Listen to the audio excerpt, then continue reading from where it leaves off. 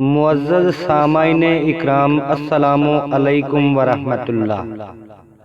سامعین اکرام، صحیح بخاری سے حدیث نمبر 21 اور 22 بیان کرنے کی سعادت حاصل کریں گے۔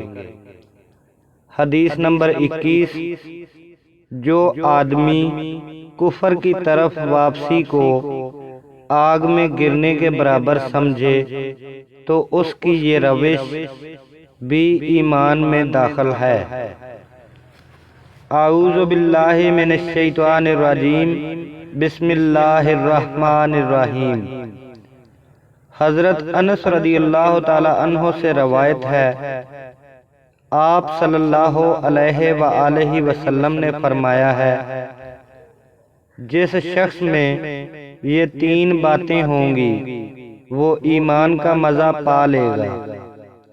ایک یہ کہ وہ شخص جسے اللہ اور اس کا رسول ان کے ماں سوا سے زیادہ عزیز ہوں، اور دوسرا یہ کہ کسی بندے سے محض اللہ کے لیے محبت کرے، اور تیسری بات یہ ہے کہ جسے اللہ نے کفر سے نجات دی ہو، پھر دوبارہ کفر اختیار کرنے کو وہ ایسا برا سمجھے جیسے آگ میں گر جانے کو برا جانتا ہے۔ حدیث نمبر 22، ایمان والوں کا عمل میں ایک دوسرے سے بڑھ جانا۔ اعوذ باللہ من الشیطان الرجیم، بسم اللہ الرحمن الرحیم۔ حضرت ابو سعید خدری رضی اللہ تعالی عنہ سے روایت ہے، آپ صلی اللہ علیہ وآلہ وسلم نے فرمایا، جب جنتی جنت میں اور دوزخی دوزخ میں داخل ہو جائیں گے تو اللہ پاک فرمائے گا، جس کے دل میں رائی کے دانے کے برابر بھی ایمان ہو اس کو بھی دوزخ سے نکال لو۔